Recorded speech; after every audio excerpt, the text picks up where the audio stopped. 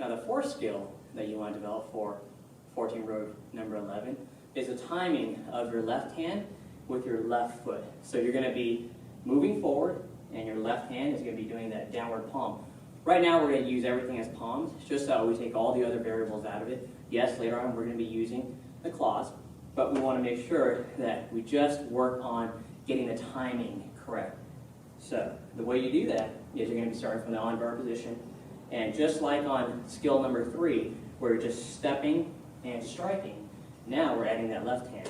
So the left hand, all it does just is a downward palm, so downward block essentially, so just here. Later on, if you want, you can close that into a fist, but for now, we're just going to do the downward palm to kind of keep things a little bit simpler.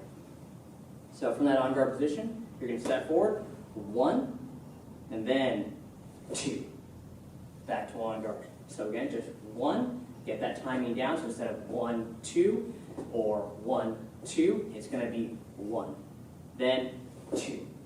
Now the second thing that we want to develop is always make sure you land heel to toe. Sometimes I'll see students, when they step, they'll step toe first, and that's going to not really allow them to transfer their weight properly. So you want to make sure you land heel to toe, 1, and then 2, and back to on guard. Another thing to keep in mind is when you strike, that left hand is going to be 1 fist distance away from that right elbow. So if that was 0 fist, this would be 1 fist, then just turn that into a palm, and that's exactly where we want to be. Later on, for some of the more advanced students, when you step, 1, you want to see if you can keep this hand on the same plane even though your hips are turning. Because you don't want to have, let's say you are grabbing an arm, you don't want to move it around while you strike. You want to be able to hold it there, and even though you're turning your hips and striking, that hand, you're not really moving it around. So for advanced students, once you can get that 1, then 2, that left hand is going to stay perfectly still while your right hip fires and your right hand fires, and that's going to help you even more for the advanced levels.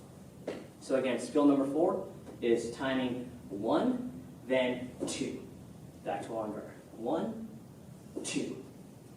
1, 2. Okay, and that's the skill that you need to develop to work your way up to doing all of 14 road number 11.